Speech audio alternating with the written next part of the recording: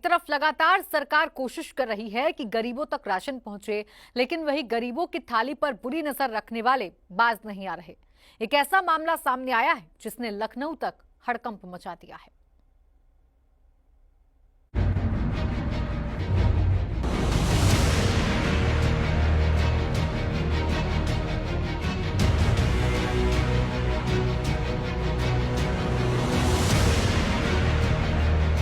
लोगों को पड़ रहे खाने के लाले, राशन में हो रहे जमकर घोटाले, गली गली बैठे बुरी नजर वाले, गरीबी रेखा से नीचे गुजर बसर करने वालों के लिए सरकार ने अनाज देने की व्यवस्था की है, जो गली गली राशन की दुकानों पर मिलता है। लेकिन उसमें हो रही हेराफेरी को देखते हुए एक और प्रणाली शुरू की गई, ई पॉश, यानी ई पॉश मशीन पर अंगूठा लगाने के बाद राशन मिल जाएगा। इस व्यवस्था के बाद सरकार और सरकार के कारिंदों को लगा कि अब गड़बड़ी और हेराफेरी नहीं हो पाएगी, लेकिन गरीबों के राशन पर बुरी नजर रखने वालों ने यहाँ भी खेल कर दिया। और ये खेल 1000, 2000, लाख, 2 लाख का नहीं, करोड़ों का है, पूरे 350 करोड़ का, जिसकी जांच चल रही है, जिसने नीचे से लेकर ऊपर तक सभी के होश उड़ा दिए। दरअसल एक ऐसा मामला सामने आया कि देखते ही देखते घोटालेबाजों की परतें खुलती चली गई और फिर निकल कर आया 350 करोड़ का चिन्ह, जिसने यूपी के पूर्ति विभाग में हड़कंप मचा दिया। दरअसल जुलाई 2018 में मेरठ में एक मामला सामने आया। यहां 27,000 राशन कार्ड में गड़बड़ी पाई गई। मामले के तार 33 और जिलों से जुड़े पाए गए और इस पूरी गड़बड़ी की जांच उस वक्त एसटीएफ को सौंप दी गई। खाद्य विभाग के घोटालेबाज अफसरों ने गरीबों के हिस्से का राशन संविदा पर बैठाए गए कर्मचारियों की मिली भगत से निकाल लिया और खुले बाजार में बेचकर अपनी तिजोरियां भर ली। 350 करोड़ के इस राशन घोटाले की जांच शुरुआत में यूपी एसटीएफ ने की।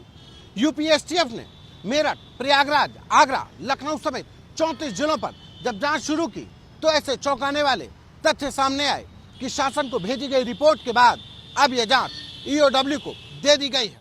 दरअसल जुलाई 2018 में मेरठ में 27,000 राशन कार्ड में गड़बड़ी का मामला सामने आया था, जिसके बाद जब मामले को खंगाला गया तो 33 और जिलों में ऐसी ही गड़बड़ी पाई गई, जिसके बाद इस मामले की जांच एसटीएफ को सौंप दी गई। और जब एसटीएफ ने इस राशन घोटाले की जांच शुरू की तो पूरा मामला खुलकर सामने आ गया, जिसमें जिला सप्लाई अधिकारी से लेकर फूड इंस्पेक्टर, राशन की दुकानों पर लगाए गए ई पॉश मशीन के डेटा एंट्री ऑपरेटर और कोटेदार तक शामिल। दरअसल राशन कार्ड में गड़बड़ी को देखते हुए ई पॉश मशीन की व्यवस्था की गई थी, लेकिन यहाँ पर भी घोटालेबाजों ने खेल कर दिया। सरकारी राशन की दुकान पर यह व्यवस्था की गई। राशन वितरण में इस्तेमाल होती है ई पॉश मशीन और इस ई पॉश मशीन में राशन कार्ड धारक का फिंगरप्रिंट दर्ज किया जाता है। इसके साथ ही परिवार वालों के भी फिंगरप्रिंट दर्ज किए जाते हैं। अनिल, ये कैसे काम होता है, क्या है ये? इसमें ये ई पॉश मशीन है। इसमें जो भी कस्टमर आता है हमारे यहाँ थंप लगाएगा, थंप के द्वारा उसका राशन इशू हो जाएगा। जैसे 5 सदस्य हैं तो 5 सदस्य में से कोई भी एक सदस्य आएगा तो उसका राशन इशू हो जाएगा 5 सदस्यों का।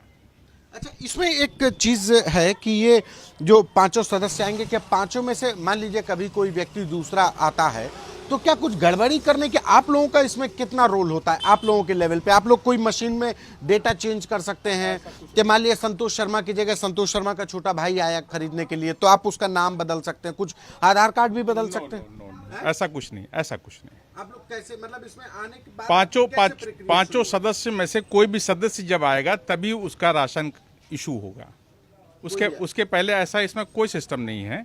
जब तक कस्टमर अपना थंप नहीं लगाएगा तब तक राशन इशू नहीं हो सकता है। दरअसल इस तरह से ई पॉश मशीन काम करती है, लेकिन आइए अब आपको बताते हैं आखिर आरोप क्या है और ये कैसे पूरा खेल हुआ। दरअसल अफसरों के इशारे पर घोटाले का आरोप लगा है कि डेटा एंट्री ऑपरेटर्स ने ये खेल कर दिया।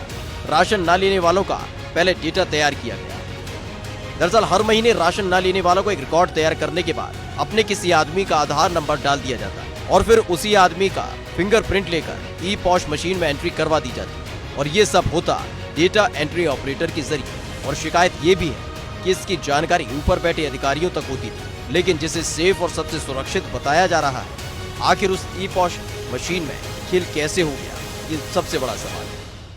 लोग मान लीजिए मैंने इसमें अंगूठा लगाया, मैं फिर समझना चाह रहा हूँ, मैंने अपना मान लीजिए अंगूठा लगाया, मेरा आधार कार्ड कुछ भी है वो इसमें रजिस्टर्ड है, क्या मेरे अंगूठा लगाने के बाद आपके द्वारा कोई दूसरे का आधार कार्ड भी आधार कार्ड नंबर डाला जा सकता है संतोष शर्मा के नाम का? नहीं नहीं नहीं नहीं।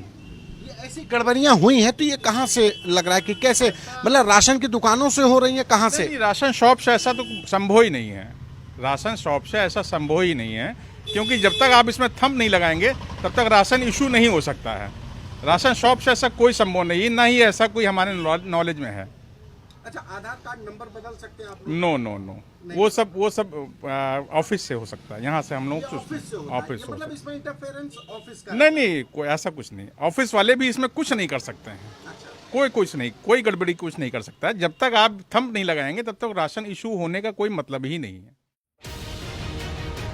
फिलहाल इस घोटाले का पर्दाफाश 2018 में हुआ था, जिसमें 27,000 राशन कार्ड में गड़बड़ी पाई गई थी और एसटीएफ ने मेरठ की 220 दुकानों की जांच भी शुरू की थी और 51 मामले भी दर्ज किए थे। लेकिन देखते ही मामला बढ़ता चला गया और 14 और जिलों में ऐसे ही मामले सामने आए। तो वहीं आगे जब जांच बढ़ी तो 20 और जिलों में ऐसी ही गड़बड़ी पाई गई। फिलहाल सभी 34 जिलों में गरीबों की राशन पर डाका डालने वालों की जांच अब ईओडब्ल्यू कर रही है, जो जल्द ही गिरफ्तारी का दावा भी कर रही है।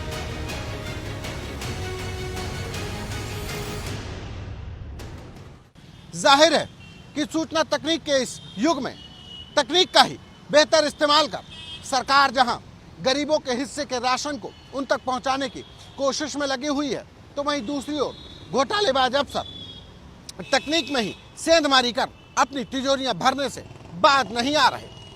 कैमरा पर्सन पंकज निगम के साथ संतोष कुमार, एबीपी गंगा।